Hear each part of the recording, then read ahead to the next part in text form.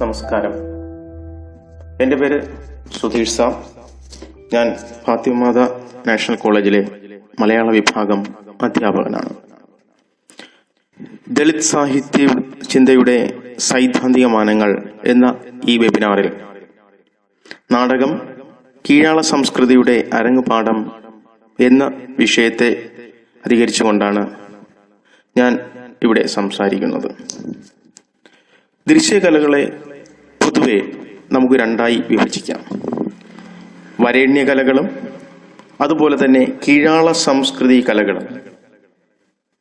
നിയതമായ അരങ്ങു വ്യാകരണം, അരങ്ങ് ചിട്ട എന്നിവയിൽ നിന്നുകൊണ്ട് അവതരിപ്പിക്കുന്നവയായിരിക്കും പലപ്പോഴും വരേണ്യ സംസ്കാര കലകൾ. അതുകൊണ്ട് തന്നെ അത്തരം അവതരണ കലകളുടെ വേഷം, ഭാഷ, ഇതിവൃത്തം എന്നിവയിലും വൈവിധ്യം കണ്ടേക്കാം. എന്നാൽ കീഴാള സംസ്കൃതിയിൽ രൂപപ്പെടുന്ന കലകൾ നിയതമായ അരങ്ങോ ഇതിവൃത്തമോ ഭാഷയോ വേഷമോ ഉണ്ടാകണമെന്നില്ല. അതൊരു തുറസായ അരങ്ങു സങ്കല്പത്തിൽ നിന്നുകൊണ്ട് രൂപപ്പെടുന്ന കലകളാണ്.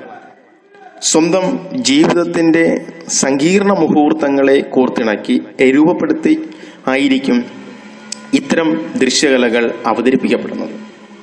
അതുകൊണ്ട് തന്നെ സാധാരണ ജനങ്ങൾക്കിടയിൽ ഇത്തരം കലകൾക്ക് കൂടുതൽ ജനകീയത ലഭിക്കുകയും ചെയ്യുന്നു. നാടകമെന്ന ദൃശ്യകല ഭാരതീയമാകാം, പാശ്ചാത്യമാകാം. ഇവ ഏതാകട്ടെ, ഈ രണ്ട് നാടക സങ്കല്പങ്ങളും ഒരുപോലെ തന്നെ ജനശ്രദ്ധ നേടിയ ഒരു ദൃശ്യകലയാണ്.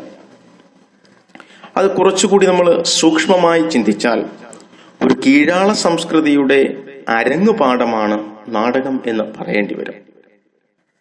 കുറച്ചുകൂടി വ്യക്തമാകണമെങ്കിൽ ഗ്രീക്ക് നാടകത്തിന്റെ ഉൽപ്പത്തിയുമായി ബന്ധപ്പെട്ട് നിൽക്കുന്ന ഒരു ഐതിഹ്യം ഇവിടെ സൂചിപ്പിക്കേണ്ടതായിട്ടുണ്ട്.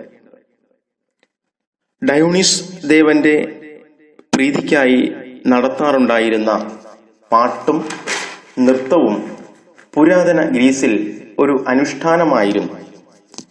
മുന്തിരിയുടെ വിളവെടുപ്പ് കഴിഞ്ഞ് വർഷത്തിൽ 4 തവണ ഡയോണിസ് ദേവന്റെ തിരുനാളിനോടനുബന്ധിച്ച് ഈ അനുഷ്ഠാനം അരങ്ങേറിയിരുന്നു. ആദ്യകാലത്ത് ഗായസംഘങ്ങൾ പാടുന്ന ദേവസ്തുതി ഗീതങ്ങൾ മാത്രമായിരുന്നു ഉണ്ടായിരുന്നത്. ഏകദേശം 900 വർഷം ഗ്രീസിന്റെ ഗ്രാമങ്ങളിലൂടെയും നഗരങ്ങളിലൂടെയും ഗായക സംഘം ഈ ഗാനങ്ങൾ ആലപിച്ച് നടന്നിരുന്നു എന്ന് പറയുന്നു. തസ്പിസ് എന്ന കവി അത്തരം ഒരു പ്രകടനത്തിനിടയ്ക്ക് ഗായക സംഘത്തിന്റെ തലവനോട് സംവാദം നടത്താൻ തുനിഞ്ഞതോടെയാണ് നാടകം എന്ന കലാരൂപം ആവിർഭവിച്ചതെന്ന് പറയപ്പെടുന്നു. നാടകം മാത്രമല്ല, നടനും നാട്യവും ഉണ്ടാകുന്നത് ഈ സംഭവത്തോടെയാണ് എന്ന് ഒരു ബ്രസീലിയൻ നാടകകാരനും സൈദ്ധാന്തികനുമായ അഗസ്റ്റോ പറയുന്നു. ഇവിടെ നാടകത്തിന്റെ ഉൽപ്പത്തി അല്ലെങ്കിൽ നാടകത്തിന്റെ വളർച്ച ഒരു സാധാരണ സംസ്കാരത്തിൽ നിന്നും ഒരു കീഴാള സംസ്കാരത്തിൽ നിന്നും രൂപപ്പെടുകയാണ് ചെയ്യുന്നത്. സമൂഹത്തിൽ എന്തും ചെയ്യാൻ താല്പര്യം കാണിക്കുന്ന കർഷക സംസ്കാരത്തിന്റെ ഉൽപ്പന്നമായി നമുക്ക് ഈ കലയെ വിലയിരുത്താം. ഇത് ഗ്രീക്ക് സംസ്കാരത്തിൽ രൂപപ്പെട്ട നാടകത്തിന്റെ ചരിത്രമാണ് ഞാനിവിടെ സൂചിപ്പിച്ചത്. പുരാതന ഗ്രീസിൽ അനുഷ്ഠാനത്തിന്റെ ഭാഗമായി കീഴാള സംസ്കൃതിയിൽ നിന്നും ഉരുത്തിരിഞ്ഞു വന്ന കലാരൂപമായി നാടകം മാറിയെങ്കിൽ അവിടെ നാടകത്തിന്റെ അല്ലെങ്കിൽ അരങ്ങ് എന്ന് പറയുന്ന സങ്കല്പത്തിന്റെ ചരിത്രവും പാഠവും ഉറങ്ങിക്കിടക്കുന്നത് ഈ സാധാരണക്കാരന്റെ ചുവടുകളിലും അവന്റെ ചിന്തകളിലുമാണ്. മാത്രമല്ല, ആദ്യകാലത്ത് ഈശ്വരാരാധനയുടെ ഭാഗമായിരുന്നു പല നാടകീയമായ രംഗങ്ങളും നിലനിന്നിരുന്നത്. പ്രകൃതിയുമായും പരിസ്ഥിതിയുമായും വളരെ അടുത്ത് ഇടപഴകുന്ന കലാരൂപമായാണ് നാടകം നിലനിൽക്കുന്നത്. ഇന്നും അത്തരമൊരു ചുറ്റുപാടിൽ നിന്നുകൊണ്ട് തന്നെയാണ് നാടകം വളരാൻ ശ്രമിക്കുന്നത്. പക്ഷെ ഇന്നത്തെ സാഹചര്യത്തിൽ നാടകം എന്ന് പറയുന്ന ദൃശ്യകല മറ്റ് പല കലകളാൽ, മറ്റ് ദൃശ്യ മേഖലകളാൽ പുറകിലേക്ക് മാറേണ്ടി വന്നു എന്നുള്ളതും ഇവിടെ സൂചിപ്പിക്കുന്നു. എങ്കിലും ഇത്തരമൊരു സാഹചര്യത്തിലും നാടക സാഹിത്യത്തിലും നാടക കലയ്ക്കും തൻ്റെതായ ഒരു വ്യക്തിത്വം അല്ലെങ്കിൽ തൻ്റെതായ ഒരു മികവ് സാധാരണക്കാർക്കിടയിൽ തെളിയിക്കുവാൻ കഴിയുന്നു എന്നുള്ളത് വളരെ നാടകത്തിന്റെ ജനകീയതയെ എടുത്തു കാണിക്കുന്ന ഒന്നാണ്. നാടകത്തിന്റെ ഉൽപ്പത്തി, നാടകം എന്ന് പറയുന്ന സാഹിത്യത്തിന്റെ കലയുടെ ഉൽപ്പത്തി എവിടെ നിന്നാണ്, ഏത് മേഖലയിൽ നിന്നാണ് രൂപപ്പെട്ടിരിക്കുന്നത് എന്ന് നമുക്ക് വ്യക്തമായി പറയുവാൻ സാധിക്കില്ല. അതുകൊണ്ട് തന്നെ ഭാരതീയവും പാശ്ചാത്യവുമായ നാടക സങ്കല്പങ്ങളിൽ നമുക്ക് ഒത്തിരിയേറെ വൈവിധ്യങ്ങൾ കാണാം. ഗ്രീക്ക് നാടകങ്ങൾ അല്ലെങ്കിൽ പാശ്ചാത്യ നാടകങ്ങളിലേക്ക് നമ്മൾ കടന്നു ചെല്ലുമ്പോൾ പൊതുവെ അത്തരം നാടകങ്ങളൊക്കെ ട്രാജഡിയാണ് അല്ലെങ്കിൽ ദുഃഖപര്യവസായിയാണ് എന്ന് പറഞ്ഞു വയ്ക്കുന്നുണ്ട്. എന്നാൽ ഭാരതീയ നാടക സങ്കല്പത്തിലേക്ക് എത്തുമ്പോഴേക്കും അവയെല്ലാം സുഖപരമായ അവസാനത്തിലേക്ക് എത്തുന്ന നാടകങ്ങളായാണ് കണക്കാക്കുന്നത്. പാശ്ചാത്യ നാടക സംസ്കാരം അവിടെ നിൽക്കട്ടെ, ഞാൻ ഭാരതീയ നാടക സംസ്കാരത്തിലേക്ക് വരികയാണ്. ഭാരതീയ നാടക സംസ്കാരം പൊതുവിൽ സംസ്കൃത നാടക രൂപങ്ങളായാണ് ആദ്യം ആരംഭിക്കുന്നത്. ഇവിടെയും വരേണ്യതയുടെയും കീഴാള സംസ്കാരത്തിന്റെയും ഒരു ഇടപെടൽ നാടകത്തിൽ ഉണ്ട് എന്ന് നാം വിലയിരുത്തേണ്ടിയിരിക്കുന്നു. നമുക്ക് ആധികാരികമായി ഭാരതീയ നാടക കാവ്യശാസ്ത്ര ഗ്രന്ഥമായി ലഭിച്ചിരിക്കുന്നത് ഭരതമുനിയുടെ നാട്യശാസ്ത്രമാണ്.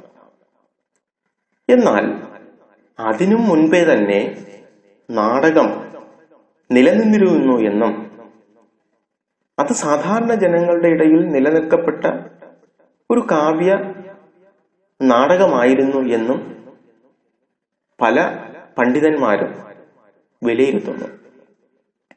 അല്പം കൂടി സൂക്ഷ്മമായി പറഞ്ഞാൽ അത്തരം കലാരൂപങ്ങൾ അല്ലെങ്കിൽ ആ ഒരു നാടകം സാധാരണക്കാരന്റെ ആരാധനയുമായി ബന്ധപ്പെട്ട് സാധാരണക്കാരന്റെ കാർഷിക സംസ്കൃതിയുമായി ബന്ധപ്പെട്ട് രൂപപ്പെട്ടതായിരുന്നു എന്ന് വിലയിരുത്താം.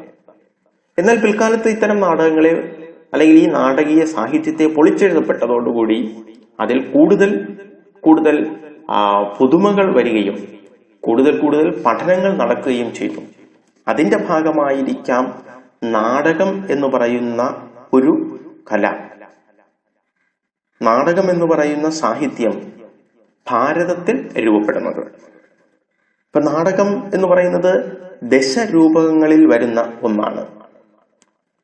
10 രൂപങ്ങളിൽ ഒന്നായിട്ടാണ് നാടകത്തെ പൊതുവെ നമ്മൾ എന്ത് ചെയ്യുന്നത്, പറഞ്ഞു വയ്ക്കുന്നത്. നാടകമംഗം, പ്രകരണം, ഈഹാമൃഗം, ഡിമം, സമവകാരം, ഭാണം, പ്രഹസന സജ്ഞം, വീഥി, വ്യായോഗം എന്ന് രൂപകം 10. ഇങ്ങനെ 10 രൂപങ്ങളാണ് സംസ്കൃതത്തിൽ ഉള്ളത്. ഈ 10 രൂപകത്തിൽ ഏറ്റവും പ്രധാനം നാടകമായിട്ടാണ് പറഞ്ഞു വയ്ക്കുന്നത്. അതുകൊണ്ട് തന്നെ നാടകത്തിന് ഒരു നിർവചനവും ഭാരതീയ ആചാര്യന്മാർ പറഞ്ഞു വയ്ക്കുന്നു. ധീരോദാത്തൻ, അതിപ്രതാപ ഗുണവാൻ, വിഖ്യാത വംശൻ, ധരാപാലൻ, നായകൻ. 5 സന്ധികൾ അതിഖ്യാതം കഥാവസ്തുവും 4-5 ആളുകൾ 5 അധികമോ ശൃംഗാരമോ വീരമോ മുഖ്യം നിർവഹണത്തിൽ അത്ഭുതം രസം, നാഥോദയം, നാടകം എന്ന് നാടകത്തിന് നിർവചനം നൽകുന്നുണ്ട്. അപ്പൊ നാടകത്തെക്കുറിച്ചുള്ള സൂക്ഷ്മമായ പഠനത്തിൽ നിന്നുകൊണ്ട്, നാടകത്തെക്കുറിച്ചുള്ള സൂക്ഷ്മമായ പ്രാചീന ചിന്തകന്മാരുടെ അടിസ്ഥാനം അല്ലെങ്കിൽ അവരുടെ ആ ചിന്തയിൽ നിന്നുകൊണ്ടാണ് ഇത്തരമൊരു നിർവചനം അവർ നൽകിയിരിക്കുന്നത്. അപ്പൊ ഇവിടെയും ഒരു ചെറിയ വ്യാഖ്യാനം അല്ലെങ്കിൽ ഒരു ചെറിയ സൂക്ഷ്മമായി നമ്മൾ അല്പം കൂടി പഠിക്കുകയാണെങ്കിൽ, ഇതൊരു വരേണ്യ കലയാക്കി മാറ്റാൻ വേണ്ടി അതിനു മുൻപ് നിലനിന്നിരുന്ന മറ്റേതോ കലയെ വേർതിരിച്ച് അതിന് ചില പരിഷ്കാരങ്ങൾ നൽകി, സാധാരണക്കാരുടെ ഇടയിൽ നിന്നിരുന്ന കലയെ, നാടകത്തെ വരേണ്യ സംസ്കാരത്തിലേക്ക് മാറ്റാൻ വേണ്ടി ധീരോദാത്തനായിരിക്കണം, അതിപ്രതാപ ഗുണവാനായിരിക്കണം, വിഖ്യാത വംശനായിരിക്കണം നായകൻ എന്ന സങ്കല്പവും ഇതിവൃത്തം വളരെ മികച്ചതായിരിക്കണം എന്നതും, അതുപോലെ തന്നെ 5 സന്ധികളെ കുറിച്ചും അതുപോലെ തന്നെ അതിൽ വരേണ്ടുന്ന രസസങ്കല്പങ്ങൾ, ഭാവരസങ്ങളെ കുറിച്ചുമൊക്കെ വളരെ വിശദമായി തന്നെ എന്ത് ചെയ്യുന്നുണ്ട്, ഈ നാടകത്തിൽ, ഈ നാടക വീക്ഷണത്തിൽ പറയുന്നുണ്ട്. അപ്പം ഭാരതീയ സങ്കല്പം അനുസരിച്ച് നാട്യശാസ്ത്രം നാടകത്തിന്റെ ഒരു ബൃഹത്തായ അല്ലെങ്കിൽ ഏറ്റവും മനോഹരമായ ഒരു ഗ്രന്ഥമാണ്. ഏറ്റവും കൂടുതൽ മനോഹരമായി നാടകത്തെക്കുറിച്ച് പഠിച്ചിരിക്കുന്നതും ഈ ഭരതമുനിയുടെ നാട്യശാസ്ത്രത്തിൽ ആണ് എന്ന് വേണമെങ്കിൽ പറയാം. നാടകത്തെ പോലെ തന്നെ മറ്റ് കലകളും അല്ലെങ്കിൽ മറ്റ് ദശരൂപത്തിൽ ഒന്ന് ഞാൻ പറഞ്ഞു, നാടകം പറഞ്ഞു. അടുത്ത് രണ്ടാമത്തതാണ് അംഗം. അതിന് വലിയ നാടകവുമായി ഏറെ വ്യത്യാസമൊന്നും വരുന്നില്ല. അതില് ഇതിവൃത്തം വളരെ പ്രഖ്യാതമായിരിക്കണം. അത് കവിയുടെ ഇഷ്ടം പോലെ നമുക്ക് കൂട്ടിച്ചേർക്കാം. അപ്പൊ ഇത്തരത്തിലുള്ള ചില മാറ്റങ്ങൾ മാത്രമേ അതിൽ ഉണ്ടാവുന്നുള്ളൂ. അതുപോലെ തന്നെ പ്രകരണത്തിൽ വരികയാണെങ്കിൽ നാടകത്തിലെ ഇതിവൃത്തം പൗരാണികമെന്ന നിലയിൽ പ്രസിദ്ധമായിരിക്കണം എന്ന നിർബന്ധമുണ്ട്. എന്നാൽ ഇതിൽ അങ്ങനെ ഒരു നിർബന്ധം കാണുന്നില്ല. അത് ലൗകികവും കവികൽപ്പിതവുമായ ഒരു ഇതിവൃത്തത്തിൽ നമുക്ക് പ്രകരണം എന്ന് പറയുന്ന കലയെ രൂപപ്പെടുത്താം. മാത്രമല്ല അതില് കവിയുടെ രീതിക്കനുസരിച്ച് നായകനെ ഏത് തരത്തിൽ വേണമെങ്കിലും നമുക്ക് നിശ്ചയിക്കാം. ബ്രാഹ്മണനാകാം, ആരോ ആയിക്കൊള്ളട്ടെ. അത്തരത്തിലുള്ള ഒരു സങ്കല്പത്തിലേക്ക് നമ്മുടെ നായക സങ്കല്പത്തെ കൊണ്ടുപോകും. അടുത്ത് പറയുന്നത് ഈഹാമൃഗം എന്ന് പറയുന്ന ഒരു രൂപമാണ്. ഇതിവൃത്തം അതില് മിശ്രിതമായിരിക്കും. 4 അംഗമാണ് അതിൽ പ്രധാനമായും പറയുന്നത്. മുഖസന്ധിയും പ്രതിമുഖസന്ധിയും അതിൽ രൂപപ്പെടുന്നു. 5ാമത് പറയുന്ന രൂപം ഡിമം എന്ന് പറയുന്നതാണ്. അത് ഈഹാമൃഗത്തിലെ എന്നതുപോലെ തന്നെ ഇതിലും 4 അംഗമാണ് ഉണ്ടാകുന്നത്. കഥാപാത്രങ്ങളെയും അതുപോലെ തന്നെ ഇതിവൃത്തത്തെയും സ്വീകരിക്കുവാൻ അത് രചിക്കുന്നയാൾക്ക് സ്വാതന്ത്ര്യമുണ്ട്. രസം പ്രധാനമായും രൗദ്രമായിരിക്കും. അടുത്തത് സമവകാരം എന്ന് പറയുന്ന രൂപമാണുള്ളത്. സമവകാരം അതില് നേരത്തെ പറഞ്ഞതുപോലെ തന്നെ 3 അംഗങ്ങളായിട്ട് വരാം. ഇതിവൃത്തം പ്രഖ്യാതവും ദേവാസുരന്മാരെ സംബന്ധിച്ചതും ആയിരിക്കണം എന്ന് പറയുന്നുണ്ട്. വീരമാണ് പ്രധാനമായ രസമായി കണക്കാക്കുന്നത്. അടുത്ത ദശരൂപങ്ങളിൽ അടുത്തായി വരുന്നതാണ് ബാണം. ഇതിന് ഒരംഗം കൊണ്ട് അവസാനിക്കുന്ന ഒരു രൂപമാണ് ബാണം എന്ന് പറയുന്നത്. പ്രഹസനം അത് നമുക്ക് വളരെ പരിചിതമാണ്. അതിന്റെ നമുക്ക് പരിചയമുള്ളത് കൊണ്ട് തന്നെ അതിന്റെ ആശയം എന്താണെന്ന് നമുക്കറിയാം. അതായത് ഹാസ്യരസത്തിൽ കാര്യങ്ങൾ അവതരിപ്പിക്കപ്പെടുന്ന തരത്തിലുള്ളത്, വിമർശനാത്മകമായ രീതിയിൽ കാര്യങ്ങൾ അവതരിപ്പിക്കപ്പെടുന്നതുമായ ഒരു അംഗമാണ് അല്ലെങ്കിൽ ഒരു രൂപമാണ് പ്രഹസനം എന്ന് പറയുന്നത്. പക്ഷെ ഇത് മിക്ക കാര്യങ്ങളിലും ബാണവുമായി, നമ്മൾ നേരത്തെ പറഞ്ഞ ബാണം എന്ന് പറയുന്ന ആ രൂപമായും നമുക്കിതില് ബന്ധം വരുന്നുണ്ട്. സന്ധികൾ, അംഗം, സന്ധ്യാംഗം മുതലായവ ബാണത്തിലേതുപോലെ തന്നെയാണ് ഇതിൽ വരുന്നത്. ഇതിവൃത്തം കൽപ്പിതമായിരിക്കും എന്നും പറഞ്ഞു വയ്ക്കുന്നു. അടുത്ത് പറയുന്നത് വീഥി. അതും നേരത്തെ പറഞ്ഞതുപോലെ ഒരംഗം മാത്രമേ ഉള്ളൂ. ഇതിവൃത്തം കവിയുടെ, എഴുത്തുകാരന്റെ, നാടകത്തിന്റെ കൽപ്പിതമനുസരിച്ച് മാറ്റാം. വ്യായോഗം എന്ന് പറയുന്ന രൂപം, അത് ഇതിവൃത്തം പ്രഖ്യാതമായിരിക്കും, അതിൽ സ്ത്രീകൾ അധികം പാടില്ല എന്നൊക്കെ പറഞ്ഞു. അപ്പൊ ഇത് ഞാൻ പറഞ്ഞ ഇത് പ്രധാനമായും ദശരൂപങ്ങളെ കുറിച്ചാണ് ഞാനിവിടെ ഇപ്പോൾ സംസാരിച്ചത്. അതിലൊന്നാണ് നാടകം. ഇനി ഇതിൽ തന്നെ സന്ധികളെ കുറിച്ച് പറയുന്നുണ്ട്. മുഖസന്ധി, പ്രതിമുഖസന്ധി, ഗർഭസന്ധി, വിമർശന സന്ധി, നിർവഹണ സന്ധി.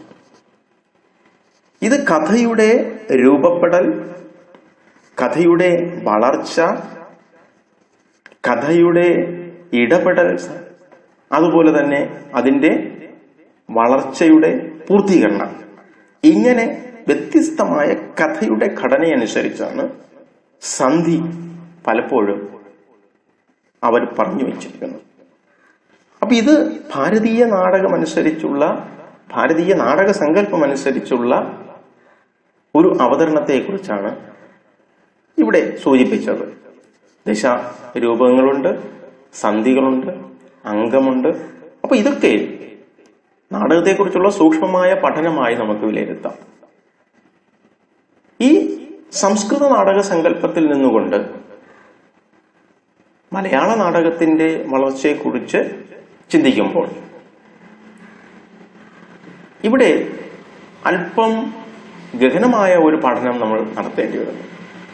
കാരണം സംസ്കൃത നാടകത്തിന്റെ ചുവട് പിടിച്ചാണ് മലയാളത്തിൽ നാടകമുണ്ടായതെന്ന് ഒരു വിഭാഗം പണ്ഡിതർ അവകാശപ്പെടുമ്പോൾ,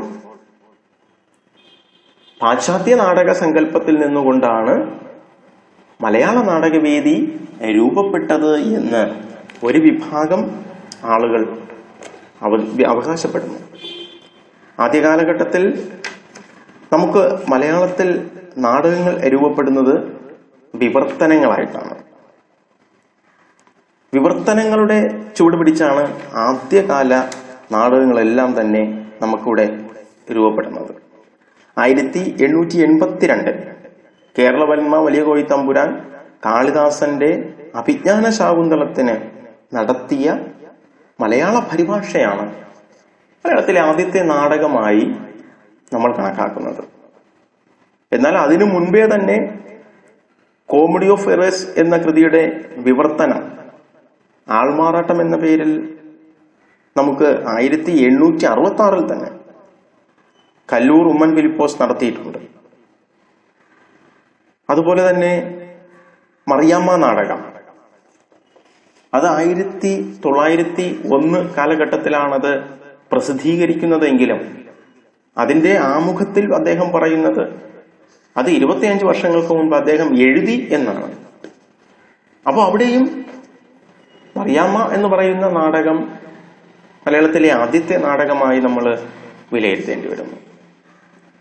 അപ്പൊ മലയാള നാടകവേദി എന്തായിരുന്നാലും 1882 നമ്മൾ പൊതുവിൽ ചരിത്രം, ഭാരതീയ നാടകത്തിന്റെ പിന്നാലെ അല്ലെങ്കിൽ ഭാരതീയ നാടക സങ്കല്പങ്ങളുടെ പിന്നാലെ നിന്നുകൊണ്ട് മലയാള നാടകവേദി 1882 രൂപപ്പെട്ടു എന്ന് നമ്മൾ അവകാശപ്പെടുന്നുണ്ട്. അന്നു മുതൽ ഇന്നുവരെയുള്ള ചരിത്രം നോക്കുകയാണെങ്കിൽ വ്യത്യസ്തമായ ഘട്ടങ്ങളിലൂടെയാണ് മലയാള നാടകവേദി വളർന്നു വന്നത്. ആദ്യ കാലഘട്ടത്തിലൊക്കെ തന്നെ വിവർത്തനങ്ങളായിരുന്നു മലയാള നാടകവേദിയുടെ അടിസ്ഥാനം. തുടർന്ന് സംഗീത നാടകങ്ങളുടെ വരവായിരുന്നു.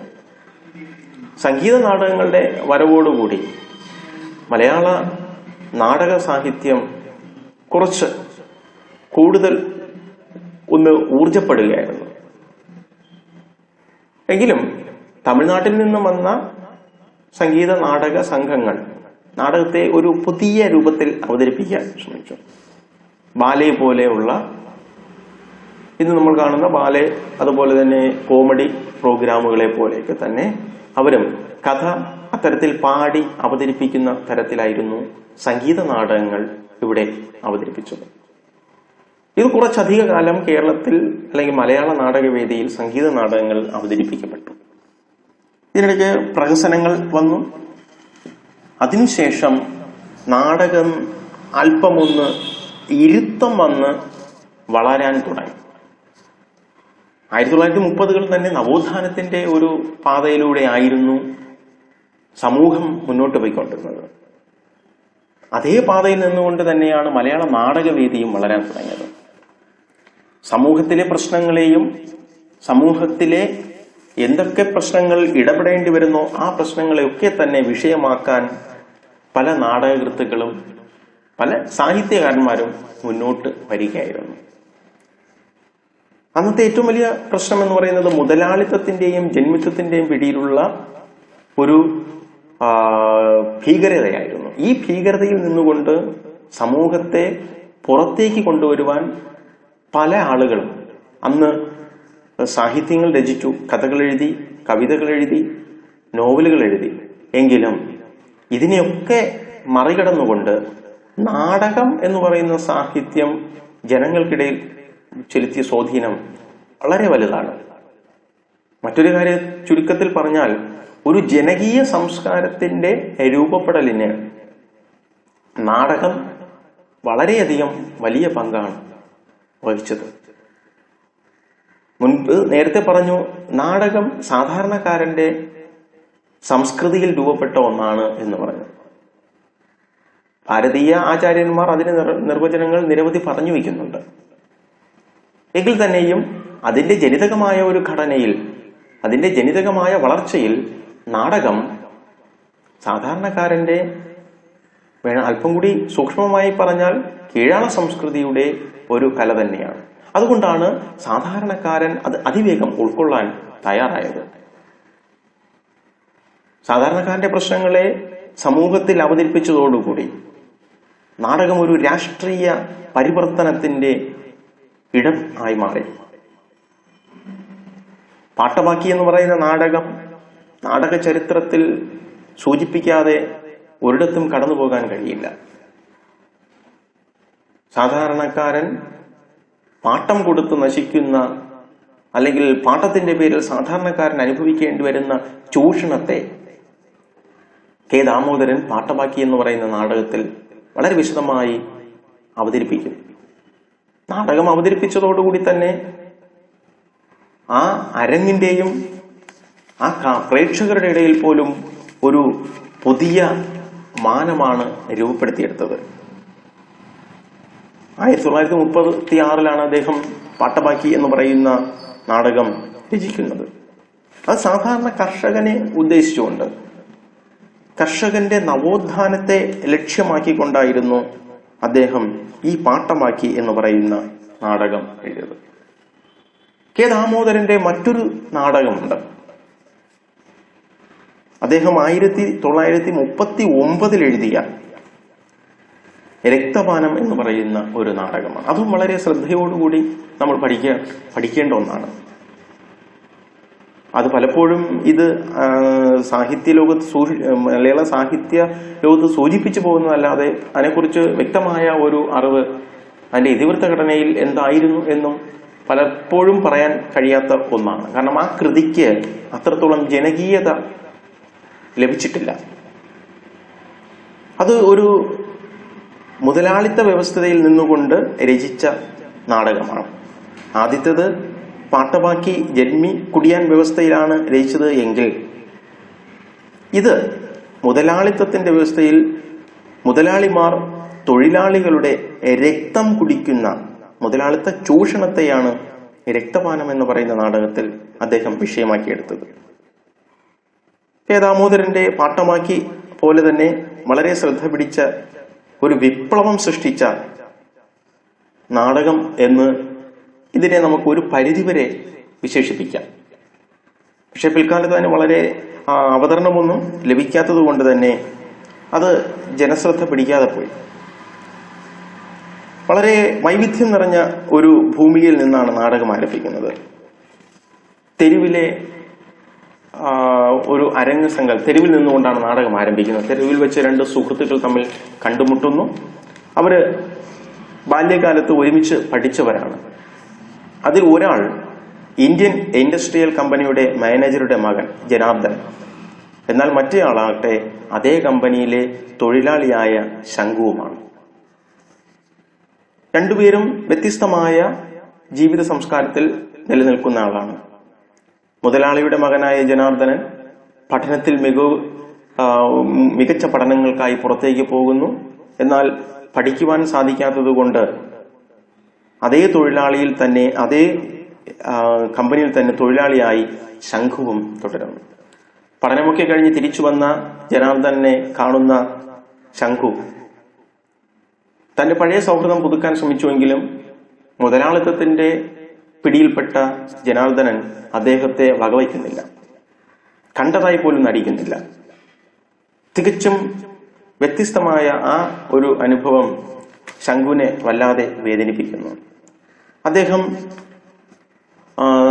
തന്റെ പരിചയം പുതുക്കാൻ ശ്രമിക്കുന്നില്ല.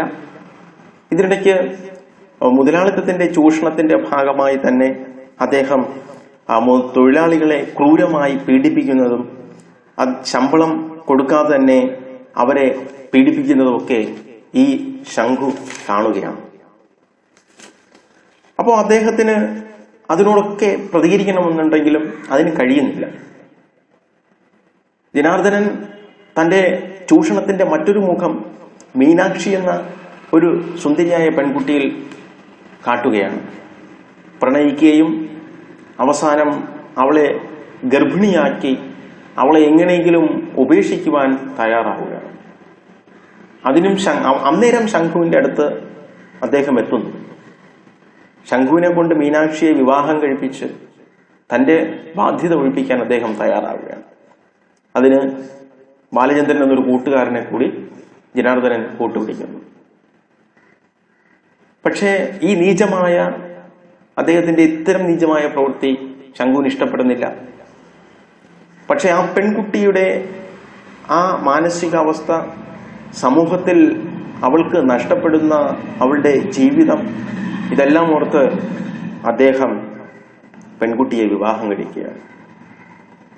ജനാർദ്ദനൻ അപ്പോഴും ഈ ഇലക്ഷനിൽ നിന്ന് മത്സരിക്കുവാൻ വേണ്ടി തയ്യാറാവുകയാണ്. അപ്പൊ ഇങ്ങനെയുള്ള ഒരു പശ്ചാത്തലമാണ് മുതലാളിത്തത്തിന്റെ ചൂഷണത്തെ, മുതലാളിത്തത്തിന്റെ കൊടും ക്രൂരതയെ ശക്തമായി അവതരിപ്പിച്ചുകൊണ്ടാണ് രക്തപാനം എന്ന് പറയുന്ന നാടകം അദ്ദേഹം അവതരിപ്പിച്ചിരിക്കുന്നത്. ഇത് നാടക ചരിത്രത്തിൽ നവോത്ഥാനത്തിന്റെ ഒരു കാലഘട്ടമായിരുന്നു എന്ന് വേണമെങ്കിൽ പറയാം. പിന്നെ വരുന്ന പല നാടകങ്ങളും, മുന്നോട്ട് നമ്മളൊന്ന്, കൂട്ടുകൃഷി തുടങ്ങിയ നാടകങ്ങളൊക്കെ തന്നെ ഒരു സാമൂഹികമായ പരിവർത്തനത്തിന്റെ അല്ലെങ്കിൽ സമൂഹത്തിൽ ജനകീയമായ ഒരു ഭരണ സംവിധാനത്തിന്റെ, ജനാധിപത്യ സംസ്കാരത്തിന്റെ രൂപപ്പെടലിന് കാരണമായി തീർന്ന നാടകങ്ങളായിരുന്നു. ചുരുക്കി പറഞ്ഞാൽ നാടകം അവതരിപ്പിക്കപ്പെട്ടതോടുകൂടി സമൂഹത്തിൽ വലിയ മാറ്റങ്ങൾ സംഭവിച്ചു എന്ന് വേണമെങ്കിൽ പറയാം. നാടകത്തിലും അതിൻ്റെതായ മാറ്റങ്ങൾ നമുക്ക് കാണാൻ സാധിച്ചു. അരങ്ങസങ്കല്പത്തിലും അവതരണത്തിലും പലതരത്തിലുള്ള പരിവർത്തനങ്ങൾ അവിടെ സംഭവിച്ചുകൊണ്ടിരിക്കുകയായിരുന്നു. പുതിയ പുതിയ പരീക്ഷണങ്ങൾ മലയാള നാടകവേദിയിൽ നടന്നു. CJ തോമസിനെ പോലുള്ളവർ, KT മുഹമ്മദിനെ പോലെയുള്ളവർ, NN പിള്ളയെ പോലുള്ള ഒത്തിരി ആളുകൾ മലയാള നാടകവേദിയിലേക്ക് കടന്നു വരികയും നാടകത്തിന്റെ പുതിയ പുതിയ പരീക്ഷണങ്ങൾ നടത്തുകയും ഒക്കെ ചെയ്തു. ഇവിടെ എടുത്തു സൂചിപ്പിക്കേണ്ട മറ്റൊന്ന് KPSC നാടക പ്രസ്ഥാനങ്ങൾ, അതുപോലെ തന്നെ പുരോഗമന കലാസാഹിത്യ പ്രസ്ഥാനം, അതിന്റെയൊക്കെ ചുവട് പിടിച്ച് രൂപപ്പെട്ട ഇന്ത്യൻ പീപ്പിൾ തിയേറ്റർ. അത് വളരെ പ്രധാനപ്പെട്ട ഒന്നാണ് ഇന്ത്യൻ പീപ്പിൾസ് തിയേറ്റർ. കാരണം നവോത്ഥാനം ലക്ഷ്യമാക്കി നാടക സങ്കല്പത്തെ മാറ്റാൻ IPTA, ഇന്ത്യൻ പീപ്പിൾസ് തിയേറ്ററിന് സാധിച്ചു എന്നത് നമ്മൾ എടുത്തു പറയപ്പെടേണ്ട ഒന്നാണ്. ഇതിനിടയ്ക്ക് നാടകം കുടുംബജീവിതവുമായി ബന്ധപ്പെട്ട് നിന്നുകൊണ്ട് അവതരണങ്ങൾ ആവശ്യപ്പെടുകയാണ്. ഭഗ്നഭവനം പോലെയുള്ള നാടകങ്ങൾ മനുഷ്യ ജീവിതത്തിന്റെ കഥയെ അതിസൂക്ഷ്മമായി അവതരിപ്പിക്കാൻ കഴിഞ്ഞു. അപ്പൊ നാടകം എന്ന് പറയുന്ന സാഹിത്യം മനുഷ്യന്റെ ഇടയിലേക്ക് ഇറങ്ങി നിന്ന് മനുഷ്യ സമൂഹത്തിന്റെ വേദനകളെ കണ്ട് അതിൽ നിന്നുകൊണ്ട് കഥാപാത്രങ്ങളെയും കഥകളെയും തിരഞ്ഞെടുത്ത് അവതരിപ്പിക്കാനായിരുന്നു ശ്രദ്ധിച്ചിരുന്നത്. 1950-കൾക്ക് ശേഷം മലയാള നാടകവേദി അതിവിപുലമായ രീതിയിൽ പരീക്ഷണങ്ങൾ നടത്തി വളരുകയായിരുന്നു എന്ന് വേണമെങ്കിൽ പറയാം. പ്രൊഫഷണൽ നാടകങ്ങളുടെ വരവോടുകൂടി നാടകം ഒരു ജനകീയ സംസ്കാരത്തിന്റെ ഭാഗമായി തന്നെ മാറി. ജനങ്ങൾ നാടകത്തെ നെഞ്ചിലേറ്റിലാളിക്കുകയും ആ അവതരണത്തെ, ഇതിവൃത്തത്തെ ഏറെ ശ്രദ്ധയോടുകൂടി കണ്ട് മനസ്സിലാക്കാനും നാടക സാഹിത്യം അന്നത്തെ ആളുകൾക്ക് കഴിഞ്ഞു. ഈ ഒരു കാലഘട്ടത്തിലാണ് നാടകം വൈവിധ്യമായ മറ്റൊരു മേഖലയിലേക്ക് വളരാൻ തുടങ്ങുന്നത്. അത് വേറൊന്നുമില്ല, തനത് നാടകവേദി.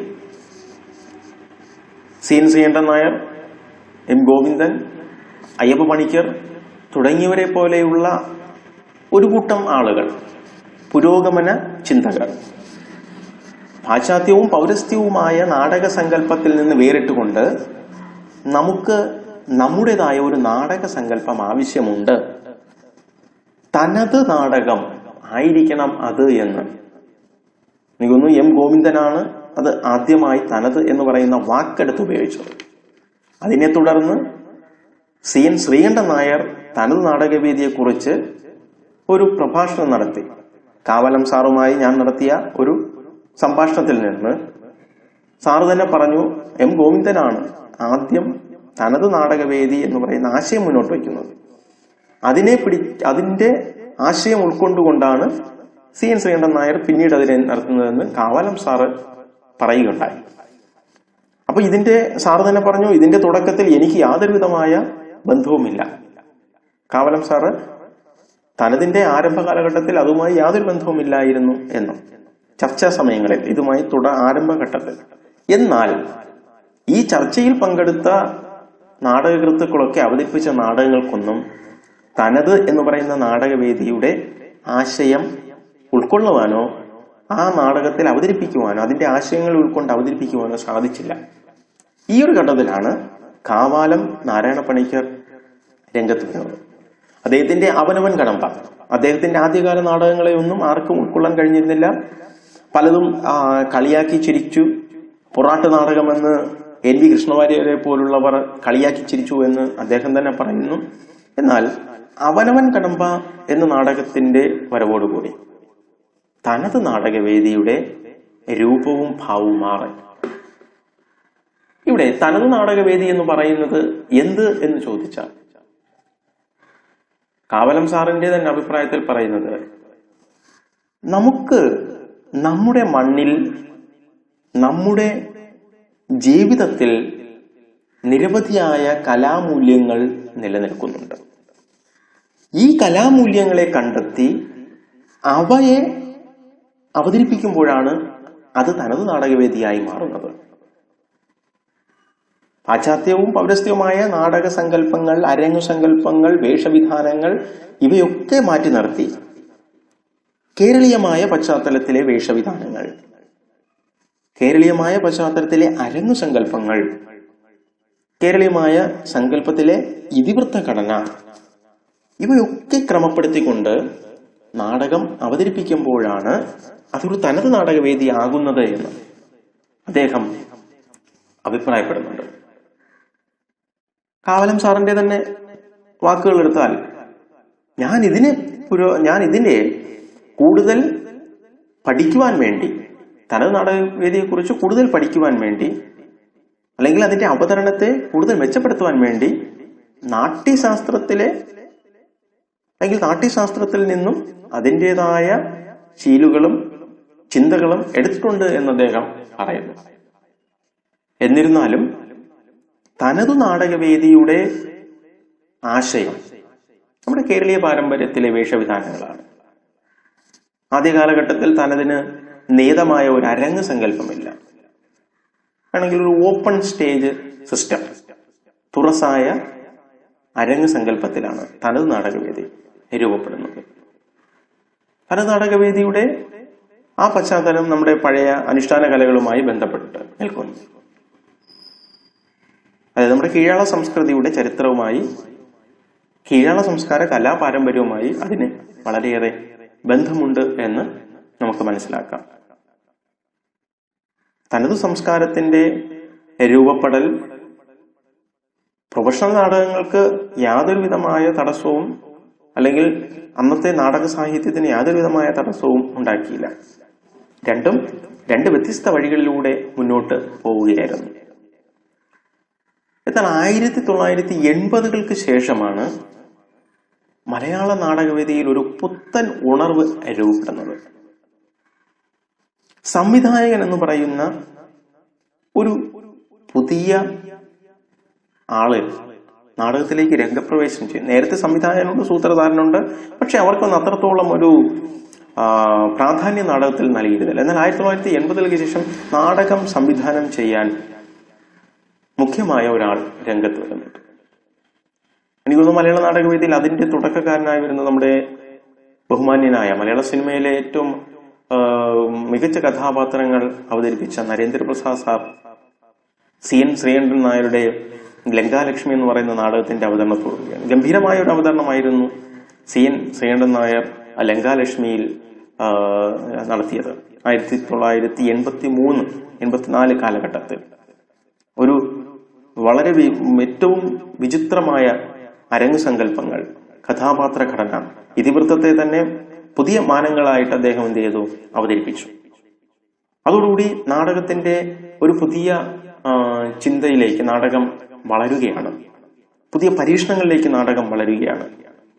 ഇതിവൃത്തത്തെ സംസ്കാരത്തിനൊപ്പം, സമകാല ചിന്തകൾക്കൊപ്പം മാറ്റിമറിക്കുവാൻ അന്നത്തെ സംവിധായകന്മാരെ പരിശീലിപ്പിച്ചതും നമ്മുടെ നരേന്ദ്രപ്രസാദ് സാറിനെ പോലുള്ളവരായിരുന്നു. അന്നത്തെ ആ അവതരണത്തിൽ തന്നെ ഇന്നത്തെ പല ഇന്നത്തെ സിനിമ നടന്മാരായ പ്രമുഖരായ ബഹുമാന്യനായ ഗോപകുമാർ, PM റഷീദ് തുടങ്ങിയ ഒത്തിരി ആളുകൾ ആ നാടകത്തിൽ, അതുപോലെ തന്നെ അലിയാർ സാർ, പ്രൊഫസർ അലിയാർ, ഇവരൊക്കെ അന്നത്തെ അവതരണത്തിൽ എന്ത് ചെയ്തു, നാടകത്തെ കൂടുതൽ കൂടുതൽ പരീക്ഷണത്തിന്, പഠനങ്ങൾക്ക് വിധേയമാക്കി ഒരു ഗംഭീരമായ അവതരണമായിരുന്നു ലങ്കാലക്ഷ്മിക്കെന്ന് കൊടുത്തത്. അപ്പൊ ഇവിടേക്ക് എത്തുമ്പോഴേക്കും നാടകം അതിന്റെ 1-ാം ഘട്ടവും 2-ാം ഘട്ടവും 3-ാം ഘട്ടവും ഒക്കെ കടന്ന് 4-ാം ഘട്ടത്തിലേക്ക് എത്തുമ്പോൾ നാടകം ശക്തമായ ഒരു ജനകീയ സാഹിത്യമായി വളർന്നു കഴിഞ്ഞു. പിന്നെ ജീവിതത്തിലെ പ്രശ്നങ്ങളെ നേരിടുന്നു, അല്ലെങ്കിൽ ആ പ്രശ്നങ്ങളെ പശ്ചാത്തലമാക്കി നാടകങ്ങൾ അവതരിപ്പിക്കാൻ തുടങ്ങി. ഈ ഒരു കാലഘട്ടത്തിലാണ് ഫെമിനിസ്റ്റ് നാടകങ്ങൾ രൂപപ്പെടുന്നത്. ക്യാമ്പസ് തിയേറ്ററുകളിലൂടെയാണ് മലയാളത്തിൽ ഫെമിനിസ്റ്റ് തിയേറ്റർ രൂപപ്പെടുന്നത്.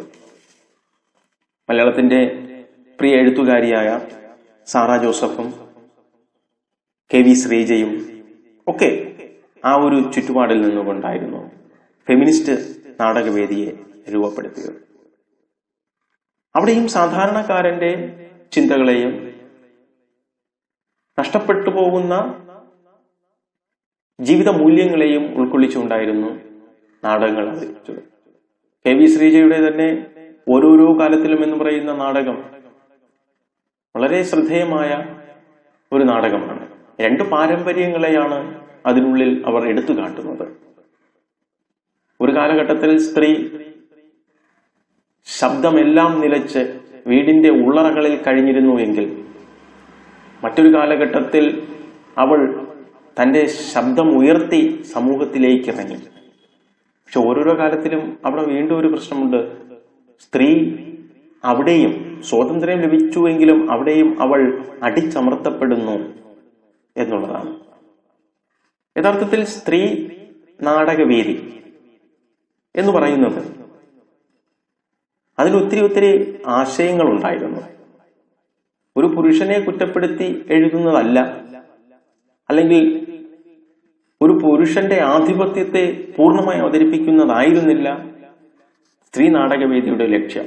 മറിച്ച് കലാപരമായി, അഭിനയപരമായി ഒരു സ്ത്രീക്ക് തന്റെ മികവ് തെളിയിക്കാൻ കഴിയുന്ന ഒരിടമായിരുന്നു സ്ത്രീപക്ഷ നാടകവേദികൾ. ചരിത്രത്തിൽ തന്നെ സ്ത്രീയെ നാടകത്തിലായിരുന്നാലും അവതരണത്തിലായിരുന്നാലും മാറ്റി നിർത്തിയിരുന്ന, പാർശ്വവൽക്കരിക്കപ്പെട്ടൊരു സംസ്കാരമായിരുന്നു സ്ത്രീകൾക്കുണ്ടായിരുന്നത്. പഴയ സംസ്കൃത നാടകങ്ങൾ നോക്കുകയാണെങ്കിൽ അറിയാം, പുരുഷന്മാർക്കും സ്ത്രീകൾക്കും തമ്മിലുള്ള സംഭാഷണത്തിന്റെ ഭാഷ പോലും വ്യത്യാസമാണ്. അതുപോലെ തന്നെ സ്ത്രീകൾക്ക് അരങ്ങിൽ വരുമ്പോൾ അവർ ഉപയോഗിക്കുന്ന രസഭാവങ്ങൾ വ്യത്യാസമാണ്. എല്ലാ രസവും സ്ത്രീകൾക്ക് പറ്റത്തില്ല. വരേണ്യതയുടെ ചില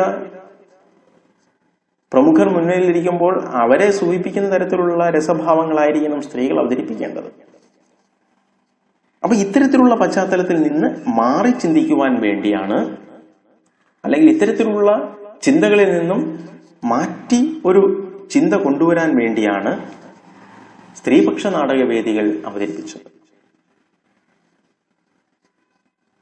അവിടെ കെ വി ശ്രീജയെ പോലുള്ളവർ ശക്തമായി മുന്നോട്ട് വരികയും ഇന്നത്തെ കാലഘട്ടത്തിൽ, സമകാല കാലഘട്ടത്തിൽ ഏറ്റവും കൂടുതൽ ശ്രദ്ധയാകർഷിക്കപ്പെടുന്ന ഒരു നാടകവേദിയായി ഫെമിനിസ്റ്റ് നാടകവേദിയെ, സ്ത്രീപക്ഷ നാടകവേദിയെ വളർത്താനും കഴിയും.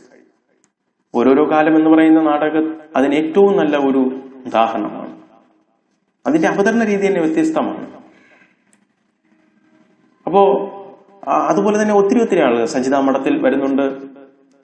അതുപോലെ തന്നെ നിരവധിയായ ആളുകൾ ഇന്നും സ്ത്രീപക്ഷ നാടകവേദിയിലേക്ക് കടന്നു വരികയും ഒട്ടുമിക്ക ക്യാമ്പസുകളിലും സ്ത്രീപക്ഷ നാടകവേദികൾ രൂപപ്പെടുകയും അവരിന്ന് അവരുടേതായ പ്രശ്നങ്ങളെ അത്തരം നാടകങ്ങളിലൂടെ അവതരിപ്പിക്കുകയും ചെയ്യുന്നു എന്നാണ് ഇന്ന് കാണാൻ സാധിച്ചത്.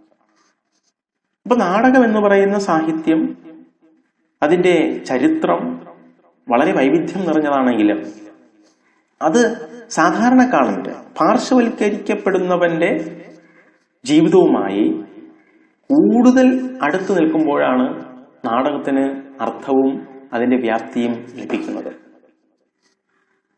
പാർശ്വവൽക്കരിക്കപ്പെട്ടവന്റെ വേദനകളെയാണ് നാടകത്തിന്റെ വിഷയം. നാടകം ഒരു നാടിന്റെ ഉള്ളറകൾ അറിയുന്നതാണ് എന്ന് വ്യാഖ്യാനമുണ്ട്. അപ്പോൾ ആ ഒരു നാടകത്തിന്റെ ജനകീയ പാരമ്പര്യത്തെയാണ്, അല്ലെങ്കിൽ ആ ഒരു നാടകത്തിന്റെ അതിന്റെ ആ ഒരു അവതരണത്തിൽ എന്തൊക്കെയാണ് സൂക്ഷ്മമായി നമ്മൾ അവലംബിക്കേണ്ടത് തുടങ്ങിയവയൊക്കെ തന്നെ ഈ നാടകത്തിന്റെ വളർച്ചയെ സ്വാധീനിക്കുന്ന ഒന്നാണ്. ഇപ്പൊ നാടകം കീഴാള സംസ്കൃതിയുടെ ഒരു അരങ്ങുപാഠം എന്ന് പറയുമ്പോൾ ഈ നേരത്തെ സൂചിപ്പിച്ച ദളിത് സാഹിത്യ ചിന്തയുടെ, ദളിത് സാഹിത്യം എന്ന് പറയുന്നത് സാധാരണക്കാരിൽ മാറ്റി നിർത്തപ്പെടുന്നവന്റെ സാഹിത്യമായി മാറുമ്പോൾ നാടകം അവന്റെ, ദളിതന്റെ അല്ലെങ്കിൽ സമൂഹത്തിൽ മാറ്റി നിർത്തപ്പെട്ടവന്റെ ഉന്നമനത്തിനായി, അവന്റെ വളർച്ചയ്ക്കായി, അവന്റെ മുന്നോട്ടുള്ള യാത്രയ്ക്കായി ഉപകരിച്ച ഏറ്റവും നല്ല ഒരു മാധ്യമം, ഏറ്റവും നല്ലൊരു സാഹിത്യമായിരുന്നു നാടകമെന്ന് പറയാം. അങ്ങനെ നാടകം കീഴാള സംസ്കൃതിയുടെ ഒരു അരങ്ങുപാഠമാണ് എന്ന് പറഞ്ഞുകൊണ്ട് എന്റെ വർത്തമാനം ഞാനിവിടെ നിർത്തുകയാണ്. ഇങ്ങനെയുള്ള ഈ ഒരു വെബിനാറിൽ നാടകം കീഴാള സംസ്കൃതിയുടെ അരങ്ങുപാഠം എന്ന ഒരു വിഷയം അവതരിപ്പിക്കാൻ അവസരം തന്ന എന്റെ പ്രിയ അധ്യാപകൻ രഘു സാറിന് നന്ദി അർപ്പിച്ചുകൊണ്ട് നിർത്തുന്നു. നമസ്കാരം.